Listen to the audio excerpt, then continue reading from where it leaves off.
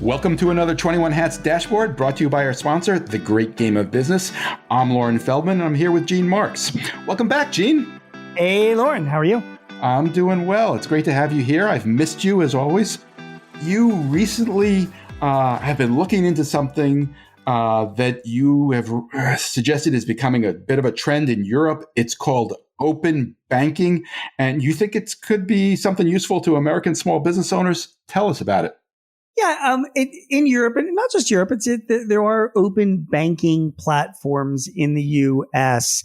And I don't want to name any vendors, but I guess if people can contact us, actually, I can actually send some of the names to you. But the concept is this, Lauren. Like when it comes time to apply for a loan, you go to a bank, right? And the bank asks you for a bunch of information. And you provide the information, then you have to answer a bunch of questions. And they ask you like a bunch of demographic data that they want and all that good stuff.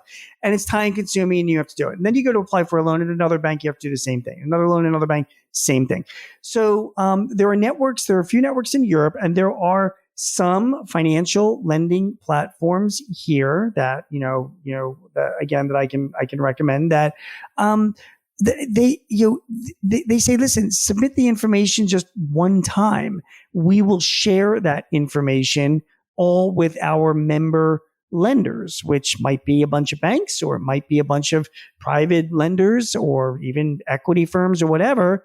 And you're putting your information out there once, and it's in a cloud-based platform, and that information gets shared. And then when you update that information, you only have to update it once instead of updating it 20 times, depending on who's going around. So the natural pushback to this, obviously, it's a little controversial, right? Because what's your issue, right, Lauren? It's security, right? Right. Sure. Yeah. It's like you're going to upload. Let me get this right. I'm going to upload my information to some dipsy doodle cloud platform that promises me that my information is safe and secure and confidential, just like every other cloud platform does that gets hacked. And then they're going to have all my information, and all these banks or lenders who I don't even know anything about, they're going to connect in and get my information as well. I'm giving the authority for all of them to see my information when I don't really know all of them that well. I'm basically just saying, yeah, go at it. So I don't know what's being done with my information, how secure it is, and how confidential it is. So there's pros and cons to it. The open... You've established the cons. Yeah. What are the pros? Your pros obviously is it's faster. It saves a lot of time. You can update your information just one time. So, and then all these different banks can basically look at your information, and they can come back to you and say, okay, based on this is what we can lend the guy. But like as I said, the cons are also pretty steep, which is, your information is not confidential, or potentially not, or it can be breached. How does it work in terms of all this information goes out? Does it go to everybody who wants to see it, or do they only see it if you actually apply for a loan and then somebody? Yeah, first of all, different lenders are different things, but some platforms are ones where if you're putting your information out there, you're basically saying, I'm up for financing, dudes. So here I am. It's like a marketplace. You know what I mean? And then people just throw something at you. Like, here's what we could give you X number of dollars for X number of years at a certain rate. Yep. And you're saying, I'm playing the game, so I'm out there, and there it is. So go ahead and offer to me. Other platforms are more discreet about that. In other words, you share your information. It doesn't necessarily mean you're looking for financing right now. But then, when it does come time, you can say, okay, well, my information is here. And some of the platforms give you the ability to really sort of defer or designate what type of lenders you want. Like, I only want, international banks to look at this information if they're your members, or I only want private investors or lenders in, SBA lenders, that kind of stuff. Do you know what I mean? Sure. So it depends on the platform that you go to. And it is, again, it's supposed to be a time and a cost savings thing. And the issue is whether or not it's protected. It's a trend. It's out there. I don't know how I would feel on my own. I have to tell, I don't know if you feel the same way, man. Like in this, it's 2024. Lauren, if I went to the dark web, if I even knew how to get to the dark web and I paid I am sure I can find out your social security number. You know what I mean? There's no doubt that I could probably find out the first girl you kissed when you were in 8th grade. Well, in your case, it was probably like 12th grade. But, I can find out all that information is out there somewhere on the dark web. And not that one. Not that one. Don't be so but the social security number, probably. Right. I think her name was Lexi Greenberg. Am I right? You're not right. No, okay. I wanted to, but it didn't work out for me. I tried. Right. Fair enough. So, but I guess my point though is that in this day and age where it's all out there anyway, I mean, Jesus, you go through like TSA security, Lauren, they take a picture of your face. It's matched against a database of faces and then comes back to you and says, yeah, you can go through. I mean, come on. How secure is that in the end? And we've given it all away. So why not give away all of your business information if it helps you get, financing from a better lender? You know what I mean? Well, if this is something of a trend in Europe or even elsewhere, some people are using this successfully. And it would be interesting to know how they get past these concerns, because the concerns seem pretty great. It is true. Besides, I think the 4-day work week is a trend in Europe anyway. So we know how, if they're doing that, how successful can this be? So I'm not sure I would do everything in Europe's doing. I see that a little bit differently, but that's a topic for a different day. All right, let's go. Let's go to the next one. I know you've been tracking AI on behalf of business owners, looking for what's real and what's hype. Yeah. You recently came upon a survey that seems interesting. It found that nearly 2/3 of business owners say that AI will lead to their businesses increasing, not decreasing, their headcounts. Is that real or is that hype? Yeah, no, I mean, that's a good question. I actually kind of think it's more real than hype. First of all, let me ask you, are you using like ChatGPT? Not as much as I should be. I play around with it. I haven't really found a use for it that I've, integrated into my day-to-day activities. It's more like when I have time and I explore, I try stuff. Right. But I need to do more. Okay, that's fine. I mean, listen. So this is Cox Communication. They had a survey that just came out. It was their 2024 small business survey, and they found that 2/3 of the business owners that they surveyed invested in AI in 2023, and like more than half of them said that they were going to invest even more in 2024. And they're not putting enough money into training. By the way, it was something like 70% of them weren't providing training for their employees, which I think is insane. Because if you're supposedly investing in AI, aren't you going to teach your employees how to use this information? I mean, so I have a problem with that. But I mean, I am seeing a lot of it. People they're kind of doubling down. They're starting to use the CRM applications we sell. The AI stuff is like customer facing stuff. Do you know what I mean? So, you draft better emails and you can start doing, standalone campaigns without people being involved, or, you can set up now chat bots on your website. Small businesses that can automatically respond to different questions. These are all forms of AI and they're all customer facing stuff. And according to this survey, business and what's amazing to me is that we're also cynical bastards that it takes us forever to really adopt anything. We don't trust anyone. And I mean, listen, I mean, it took you and me. It took me years before I could trust you, and I'm still not all the way there. Listen, I mean, and yet here's this AI stuff, and we're all jumping right into it, and the reason why is because they realize it can provide help. And I know that the survey is touting like it's going to help businesses increase headcount. I think that no business that I talk to is in the mind where they're taking AI and their first priority is to fire their employees and replace them with robots. I'm not seeing that. Well, I'm not seeing that. Let me just say, I did highlight a story last week in the morning report about fast food businesses in California and how they're adjusting to the recent increase in the minimum wage there. Oh, and this story, I think it was in the Wall Street Journal, was about using AI to, take orders. And, it was clearly about reducing headcount. Yeah. That, by the way, on the side, because I was just talking, I wanted to write about that. Talk about like minimum wage, increasing the minimum wage. There's this big debate, does it help? Does it hurt? Does it reduce headcount? Does it increase headcount? Does it, better for employees, worse for employees? And there's all these studies that conflict with each other. That is like a perfect example is that when you increase the minimum wage too much, like anything, if you increase anything too much, this happens. And in this situation, you increase the minimum wage to $20 an hour in California. All these fast food franchisors are like, fuck this. I mean, we can't raise prices any longer. We gotta cut back on employees. And now we got to turn around and invest in tech like AI, because we can't afford to hire employees. So that's a whole other conversation where like minimum wage increases can hurt employees. Clearly, there's a point where you go too far. There's just there has to be that point. And is this there? Maybe it is. I don't know. But this is such a bad example, in my opinion. I don't know how anybody thinks it makes sense to single out one industry like that, because I know. It has ramifications for everybody else as well. There are small business owners there who are not affected by the minimum wage, but are going to lose employees to fast food companies if they don't raise to this minimum. So it's hurting other people. And you have this weird dynamic where you have fast casual restaurants, Paneras, that are going to lose employees because they're going to leave a place that isn't subject to this minimum wage to go to a fast food. That makes no sense at all, as best I can tell.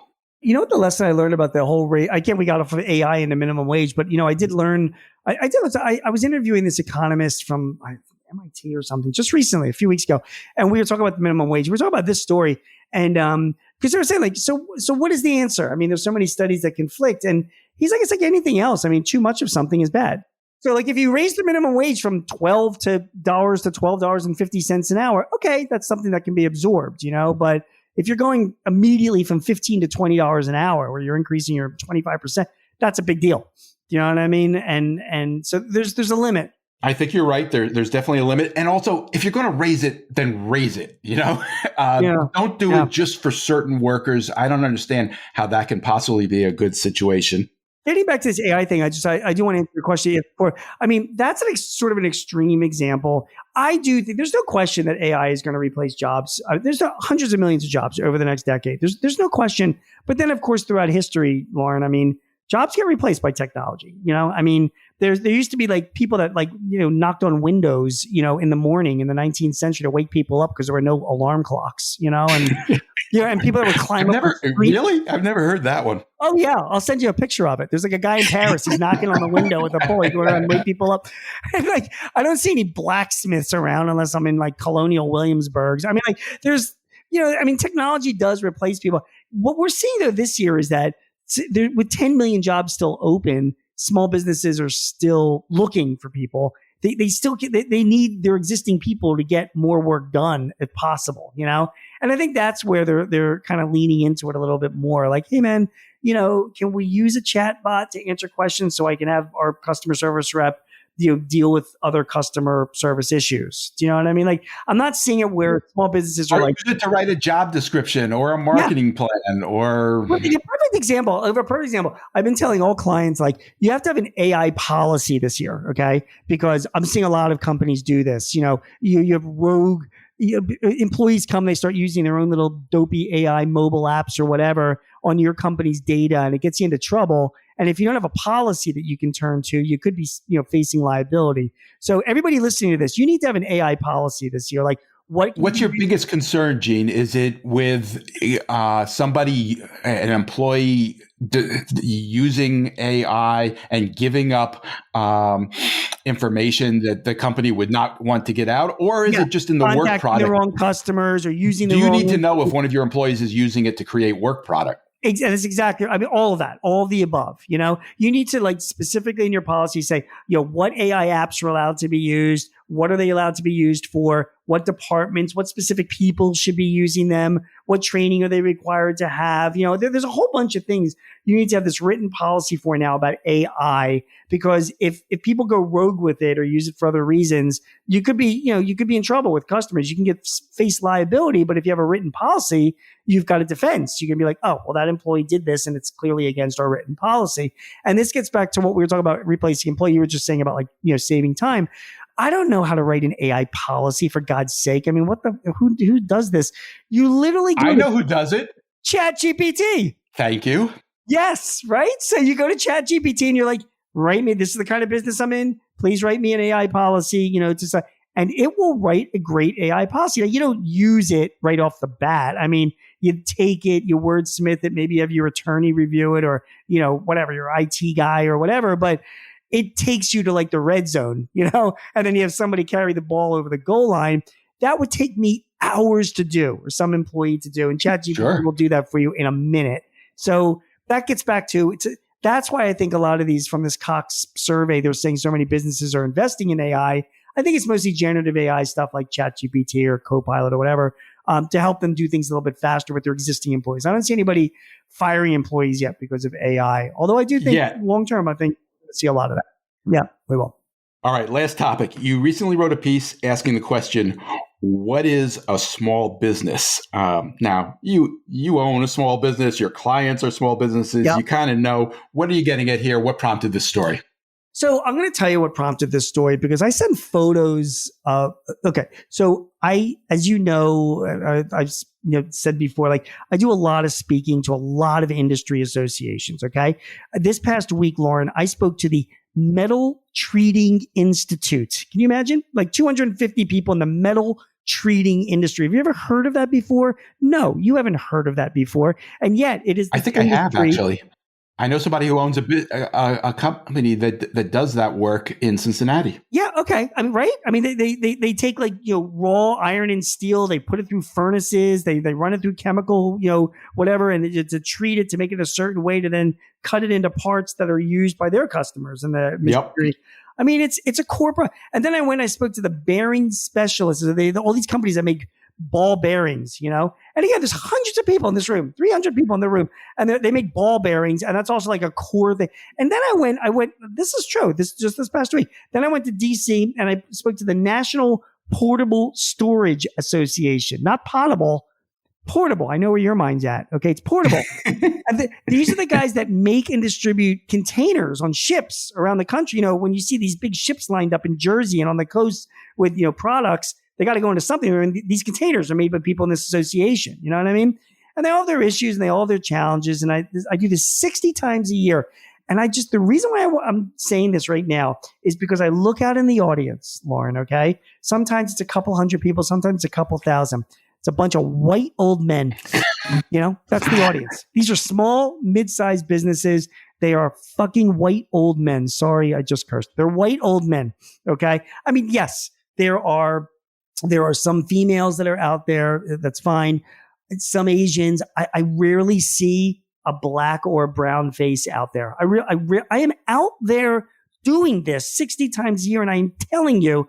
So, and then I watch Hollywood movies, I watch Schitt's Creek, and you've got the two gay guys who own like the store in Schitt's Creek, and, Ryan Reynolds, the hot, sexy guy with his gin company, and Anne Hathaway, the hot, sexy one and runs her company in The Intern, and the people in, Atlanta, the black guys who run their company. And I'm like, okay, it's cool. And I know that there is a population out there, but like, that's not what I'm saying, man. Like, the core is still these boomers that are running businesses. And then Pew Research comes out with a study this past week that just validates, everything that I'm seeing, So let me just give you a couple of the things that came out in this research. Okay. For starters, they say that 2/3 of our 33 million small businesses have less than 4 employees. Most of them, like 90% of them, have less than 10 employees. Which is what I see out there. It's like most small businesses are really, really small. Secondly, they're not diverse. Pew said that 85% of our nation's business owners are white and 76% are men. And the Small Business Administration has said that more than half are over the age of 50, you know? So and I'm like, yes, thank you for saying that, because that is if you go on the SBA's website, every small business on the SBA's website is from every color of the rainbow. And I'm like, that would be great. You know, I'd love to see that, but it's not what I'm seeing in reality, you know? And then finally, you know, what Pew says, which I can't speak to these people that I'm speaking to because I don't know what they make, but I do know the reality. And you know this, Lauren, because you've covered small business for years. Like, small businesses don't really make a lot of money. Some do. Some do, but the Pew... But on average, you're certainly right. Yeah, 86% of the Pew research said that small business owners make less than $100,000 a year. The average small business owner makes about $72,000 a year. Now, come on, we work hard. You know, I mean, that's not, you know, I mean, that ain't Wall Street money. You know what I mean? Like, that's, you know, and by the way, I actually think that is consistent with even some of the business owners that I speak to in some of these industries, because they're not from New York or San Francisco. They're from all over the country. And I don't know what they're. Well, it also sounds like you're talking to particularly industrial type businesses, which I think would lend itself to what you're describing. Yeah. But how did you make the leap from your observation to this study to asking the question, what is a small business? Well, because when people ask, like, the Small Business Administration tries to define what a small business is something with less than 500 people.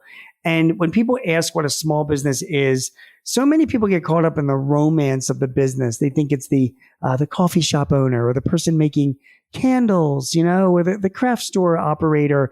And, you know, there's certain percentage of those businesses that are out there, but they're not making a whole lot of money. They turn over a lot. I don't know how long, you know, they stick around. To me, the real core small businesses in this country are the ones that have, you know, 50 to 100 employees that are, you know, in these gross, unsexy industries, industrial related. They're in the industrial parks that you and I drive by and don't even notice every day because they're disgusting. And yet those are the people that come to my conferences. And they're old white men, you know, that are still running these businesses. This to me is what a small business is. And that's what kind of, like I said, like, well, I'm glad that Pew the numbers are actually showing what I'm seeing out there in the audience. That's what drove me to write it. What are your thoughts? I guess I come at it from a slightly different direction. I think there is a really interesting question about what is a small business. I know in your piece, you got into the issue of, well, you know, I don't know if you use this term, but are solopreneurs business owners? Is that a real business? I think this is an important issue because I don't think we do a good job of describing what it really takes to build a business, in part because we don't really agree on what constitutes a business. Yeah. And there are certain places where I see people getting hung up on these definitions in difficult ways. One is, I think a lot of people use the term startup and small business interchangeably. Yeah, that's a good point. And you know, to me, that's just crazy. They're just two different animals. I think most of us think of a startup as, you know, if you call us, anybody can start a business. I started a business. I don't call it a startup because I think of a startup as a business that is looking to raise capital, maybe venture capital, and grow big. They're small now, so they're a small business in that sense, and that's the cause of the confusion, but they don't want to be small. Whereas somebody who starts a restaurant and is happy owning a restaurant and building that restaurant, they're probably going to stay a small business. That's a small business to me. Yeah. These definitions get difficult. And then, as you alluded to, the SBA doesn't really help here because they define everything with fewer than 500 employees as a small business. And, you know, there's a huge difference between somebody who owns a restaurant with a couple of employees and somebody who has one of the industrial operations you're talking about that could have hundreds of employees. The other term is mom and pop, which gets, you know, when I got to the New York Times, they use the term mom and pop interchangeably with small business. That's silly to me as well. Yep. You know, you can laugh about this, make fun of it. I think it has real consequences. And I think you got at some of that in the piece you wrote. Yeah. I also want to add that like I don't a couple of things. First of all, there's a difference between an employer-owned business and a small business. I think a business is a real business when it has employees. I really do. I think if you're just on your own, you're a freelancer, you're a side gigger, you're an independent agent. Good for you. You can say that you're a small business owner or whatever, but I don't really consider because it is your world is Well, so I guess our different. relationship is over, Gene. Yeah. It's been nice knowing you. Right, because you say that you're a small business owner, but I'm a very small business owner, Gene. yeah, you are not the same kind of small business owner that a client of mine is with, say, 25 employees. You know what I mean? And they get lumped into you, and it's two completely different worlds. You know, so there's 33 million small businesses they say in this country, which by the way is bullshit because they're basing it based on tax returns that are filed. So anybody that files an S corp return or a partnership return for their fish tank hobby gets they're considered to be a small business. You know what I mean? And part of that 33 million. You brought this issue up in your piece too. That's going to include lots of side hustles. People exactly. who have full-time jobs plus this business on the side. Exactly. And on top of that, when I talk to I work with some big companies and they want to go after the small business market, and they tend to get run by their PR departments. And their PR departments tend to be staffed with people that don't have any small business experience. And they tend to be a younger demographic as well, like recently out of college demographic. Their small business experience is because they live in New York City, because that's where you are, if you're in PR, is you're walking around and you see this cool little coffee shop or this yoga studio or, something that's, so you have a friend that has an Etsy business out of their apartment, So they consider that to be, so they say, oh, great, we want to go after small businesses. So we need to go after that market, these are small businesses. And I'm like, no, they're not, the small businesses are the 7 million businesses in this country that have employees that are worried about government regulations, that are worried about, the costs of their materials going up and down. They're worried about their cash flow. They're worried about financial reporting. They're worried about employee management, finding people, retaining people. They're worried about investing in technology. It's not, I get it. I don't want to diss the yoga shop owner, with 2 employees, but I don't, that's not what I'm seeing when I'm speaking to people around the country. All these associations are these dirty, smelly businesses with, 25, 50, 100. Well, you're self-selecting there. You're attracting a certain group of people. I take your point. I prefer to think, I think they're all businesses. I think the term small business is kind of useless. I think because we don't agree on what exactly it represents. Right. I hate to exclude people. I don't know. I think we need another set of terms. Yeah, that'll never happen. It won't. You're right. But let me just throw one at you. Sean Sure. Bussey on this podcast frequently refers to businesses that he calls owner-operated businesses, which I think is a useful construct. I think it suggests that there are employees there, although it doesn't flat out say it. But it's clearly not a Fortune 500 company.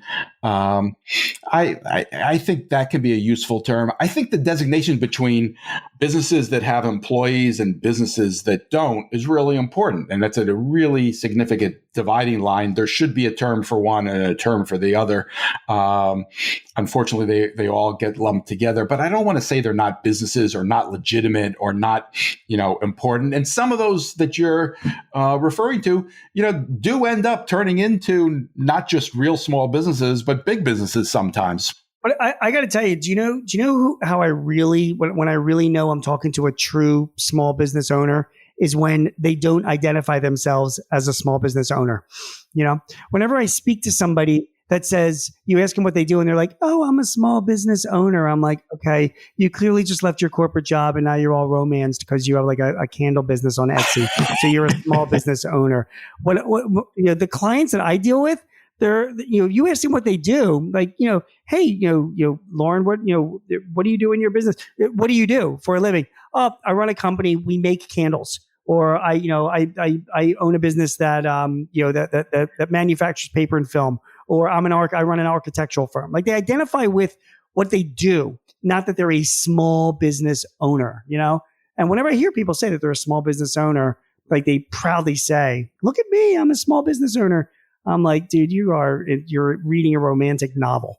That's the way that I look at it. So that's how I judge people. And I'm very judgy, let me tell you. And that's what makes this fun.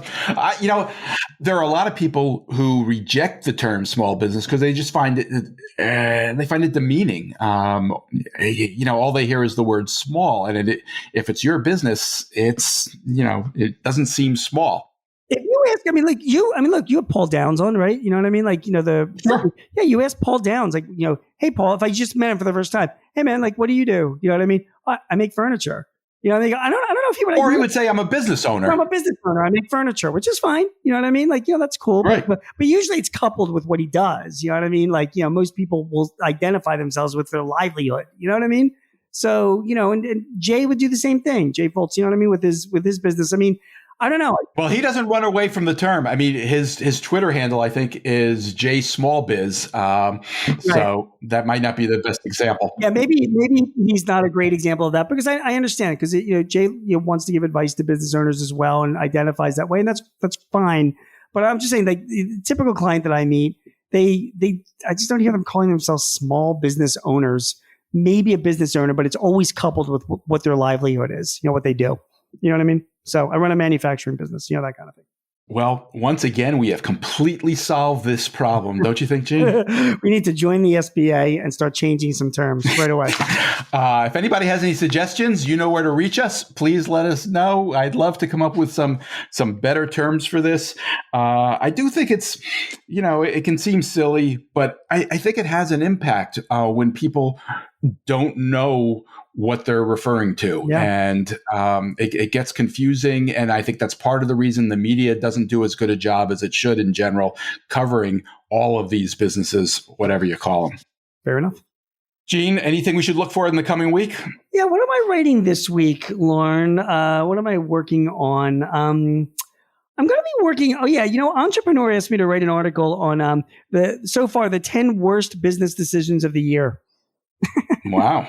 Like one being the Red Lobster all-you-can-eat shrimp buffet. And, hey, the editor said, would you want to work on it? And I'm like, yes, please. So I'll be working. I don't know if it's going to be out this week or not. I'm just writing. That sounds like fun. Yeah, that'll be a fun one. And then the other one we can talk about maybe next time is if we're going to talk about AI going forward, I would like to talk about specific uses of AI, and you'll see a piece I'm writing in Forbes about Sam's Club because they're now using AI to stop shoplifting.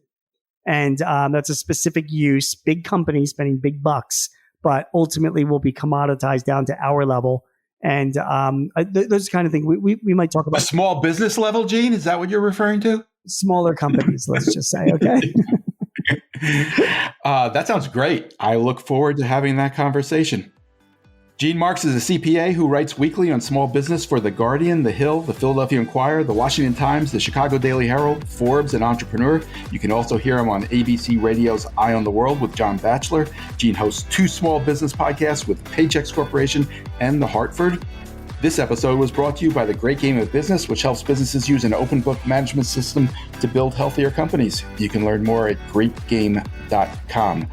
Have a great week, everyone, and thank you, Gene. Thank you, Lauren. See you next week. Appreciate you taking the time.